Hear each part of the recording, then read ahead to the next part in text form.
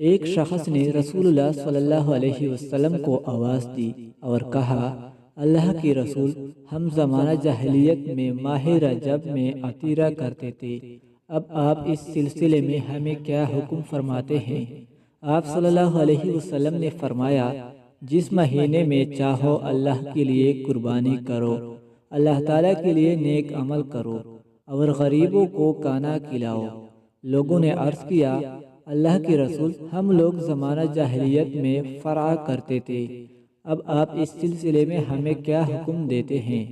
آپ صلی اللہ علیہ وسلم نے فرمایا،